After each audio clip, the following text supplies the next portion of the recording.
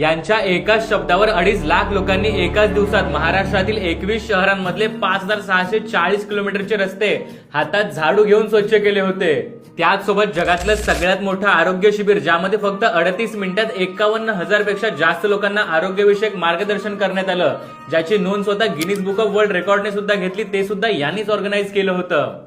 त्यांनीच सुरू केलेल्या स्वच्छता मोहिमेच्या अंडर शेकडो गावातल्या तलाव आणि विहिरी स्वच्छ करण्यात आल्या आणि त्यातही पनवेलच्या वडाळे तलावातून तर त्यांनी एकाच वेळेस 850 डंपर भरतील एवढा गाळ स्वच्छ केला होता। आतापर्यंत त्यांच्या श्री सदस्यांनी 1,60,000 टन इतका कचरा साफ केलाय। वृक्षारोपण मोहिमेत तर त्यांनी गावोगावी 30,60,000 पेक्षा जास्त झाडे लावली आहेत। त्यांच्या रक्तदान शिबिरांतून आतापर्यंत 56,100 पेक्षा जास्त ब्लड बॅग्स कलेक्ट करण्यात आल्यात। त्यांच्या याच अफाट कार्यामुळे सरकारने त्यांची राज्याचे स्वच्छता दूत म्हणून नियुक्ती केलीच, पण भारत सरकारनेही त्यांचा पद्मश्री देऊन सन्मान केलाय। आता हे थोर व्यक्तिमत्व म्हणजे श्री आप्पासाहेब धर्माधिकारी। आता धर्माधिकारी प्रतिष्ठानच्या अंडर सुरू असलं हे समाजकार्य तर आपण पाहिलं, परंतु त्यांच्या श्री समर्थ बैठकांचं कार्य तर यापेक्षाही खूप मोठं आहे।